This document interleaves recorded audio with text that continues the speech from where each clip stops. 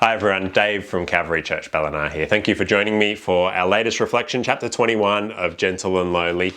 I have been a Christian for a lot of years now.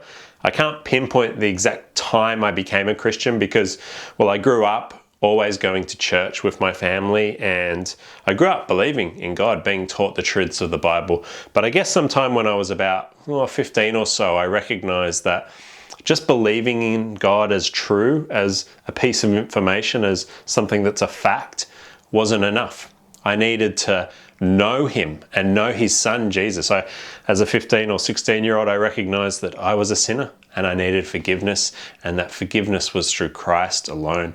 And so around then, I started taking my faith more seriously.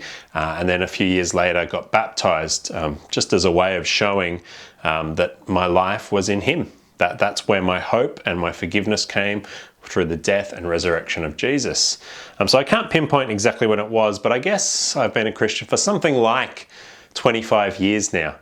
And as I think over that time and compare my experience of being a Christian with what I might have expected at the very start, if I'm honest, there's a difference there. I guess at the very start, I probably thought I was just going to get stronger and stronger, better and better at being a Christian, that it would get easier and easier perhaps.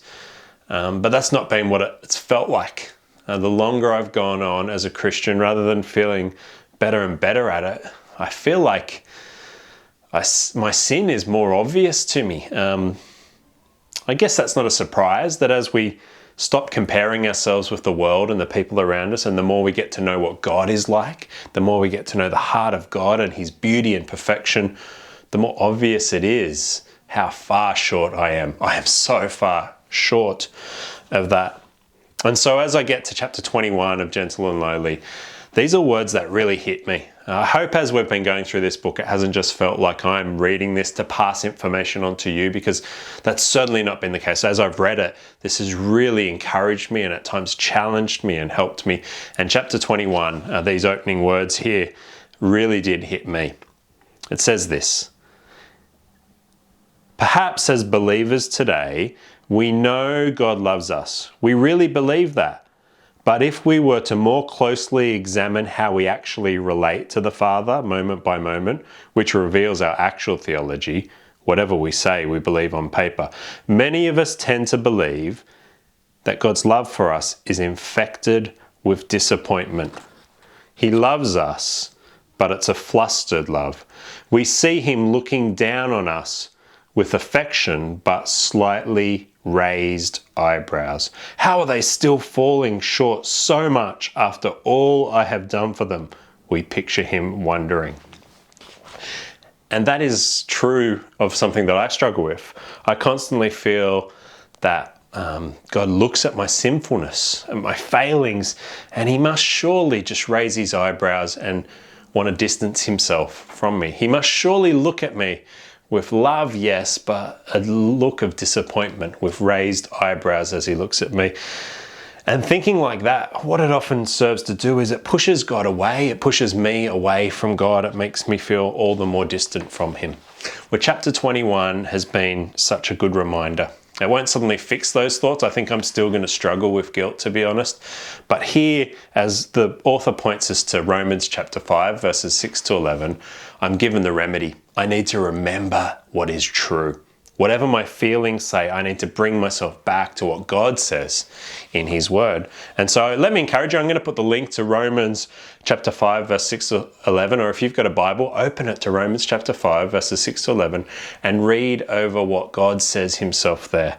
Because He says this: while we were weak, Christ died for the ungodly. While we were still sinners, Christ died for us. While we were enemies, we were reconciled to God by the death of His Son. And He doesn't just say that for kind of where you're at the very beginning, like, oh yeah, okay, God forgives people who are in a pretty bad place, rebels, enemies, weak, sinners, and then we're expected to get it all right from then. The reason Paul points us to these truths is because he wants us to ask this question: if that's how God loved us back then, when we were His enemies, when we were orphans, when we were cut off from Him, If he sent his son to die for us when we were there, then how much more will he love us once we are adopted, saved, brought in? If he loved us like that when we were there, how much more must he love us once we are his forgiven children? And so that is such an encouragement to me. And I need to preach these words to myself. When I'm feeling that guilt, when I'm feeling like God looks at me with nothing but disappointment, I need to remind myself, if he loved me like that when I was so far off, now that he's brought me near, surely he loves me even more. Surely his love is in the core of his heart, as this book has pointed out, and it will not diminish. It doesn't have raised eyebrows. There's not a look of disappointment on his face. And so let me finish today's reflection with just two questions that the author asks of us. He eagerly suffered for us when we were failing as orphans. Will he cross his arms over our failures now that we are his adopted children? That's the first question. If he loved us like that when we were orphans, will he cross his arms over our failures now that we're adopted children? And the second is this. His heart was gentle and lowly towards us when we were lost. Will his heart be anything different toward us now that we are found? Thanks for listening in. I hope that's an encouragement for you. It is for me. I look forward to seeing you next week as we look at chapter 22, the second last chapter of this book. Thanks for your time. Bye.